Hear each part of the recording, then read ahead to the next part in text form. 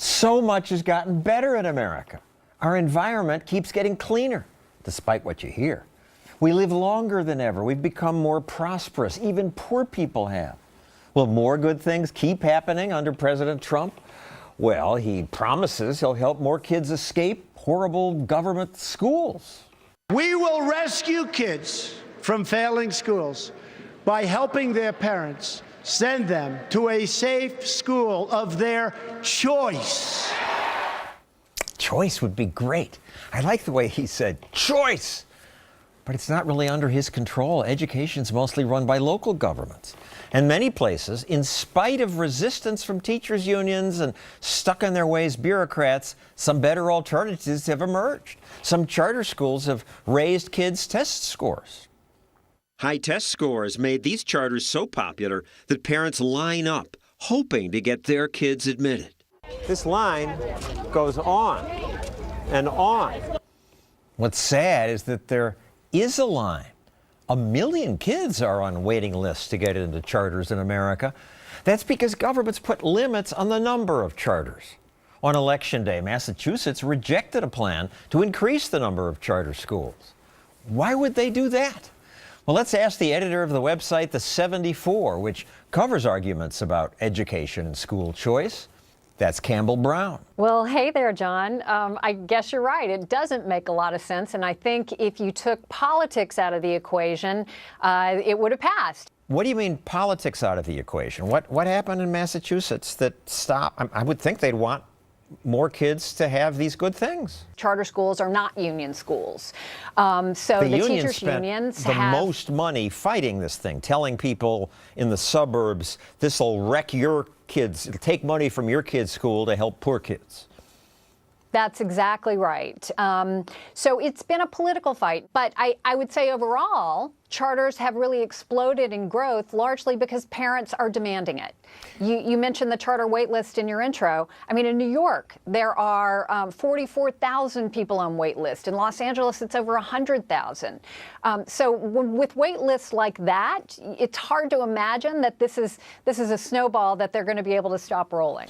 But they did stop it in Massachusetts, and don't the unions have a point? If there's a pot of money and some goes to the charter school, the public school has less. Well, they're all public schools. The government school has less. That's true, but not in this case. There was funding, in the way that the legislation was written in Massachusetts, there was funding that would go to schools that lost students who then moved to a charter school. So the argument that it was going to take money away from wealthier schools was just false. It was false advertising.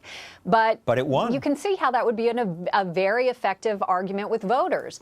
Here in New York, in Harlem, one woman created charter schools called Success Academies. The kids in her schools get above average test scores, some way above average. You do this all with the same money the public schools get? We actually do it with less. The school day here is longer. Kids often stay till 5 p.m. Charter teachers can be asked to work more than the union would have allowed. They told us they don't mind. But you're going to burn out. Why aren't you ticked off? That's not an option for us because we kind of have our eye on the prize with these kids. These teachers work harder, work longer. The kids do much better. Thousands of kids waiting to get in, and the bureaucracy opposes it. Full disclosure, John, I serve on the board of Success Academies. I do think that's a very special charter school network. The top 5 schools in New York are Success Academy charters. You would hope that the traditional public schools would look at what they're doing and why they're achieving these kind of results and learn from it and begin to apply that in the traditional environment. They're just not doing it. Well, I suppose they feel the competition and maybe they're improving a little too. Well, that's what you hope. There have actually been some studies done that show that when schools are co-located with a high-performing charter, it improves the school that's actually co-located with it. But they don't like it. They don't like being shown up. Again, and Success Academies, the example you gave, they share their lesson plans, and we've had people from all over the world come and tour these schools and visit them. Another reason it's important to give kids an alternative to the government monopoly is that horrible teachers, even teachers who hurt kids, don't get fired. This former police investigator says it takes years to fire even an abusive teacher. Lots of people said he hit kids. The kids said it. Lots of people said he hit him, and other teachers said it that were present in the classroom. It took me 4 years, $283,000, $127,000 in legal fees, plus what it costs to have a substitute fill in him, all while he's sitting home having popcorn. He's sitting home having popcorn because they finally took him out of the classroom, but they had to keep paying him because union protection makes it almost impossible to get rid of even a dangerous teacher. And even where there are no unions, civil service protection makes teachers almost unfireable. Principals often joke about something called the dance of the lemons. That's when they transfer bad teachers that they can't fire to other schools. You fire people at your schools. They should be fired. You fired a teacher after one day? She was incompetent. That's Ben Chavis. He's an American Indian who ran a charter school in Oakland, California, called the American Indian Public Charter School. Here at American Indian, they pay some kids to tutor other kids.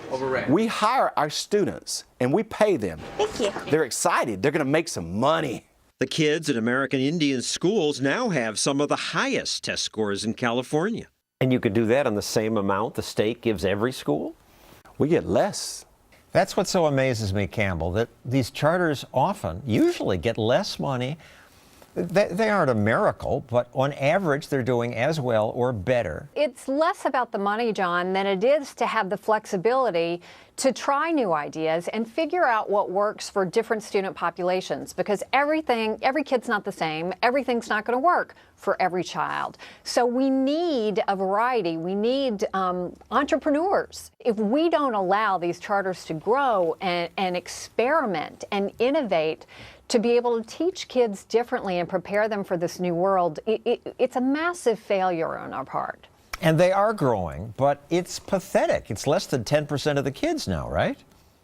Absolutely. And I do think you want to give some, credit to other ideas that are being tried. Tax credit scholarship programs in places like Florida that has 100,000 kids using tax credits to send their kids to private schools. So am I just politically naive? Because I thought, take the school that you're associated with, Success Academies. When Mom saw that Johnny down the street looked forward to going to school, liked learning, was getting top grades, getting into good colleges, that she would demand it for her child, and within a couple years we'd have choice almost everywhere. And it's been 15 years. She is demanding it for her child, which is why these wait lists are crazy. They're so long. But to use New York as an example, where you have a mayor who is very much in sync with the teachers' unions for political reasons, he's not going to do anything. It's a constant battle given the politics of this issue, and it's why things have moved so slowly.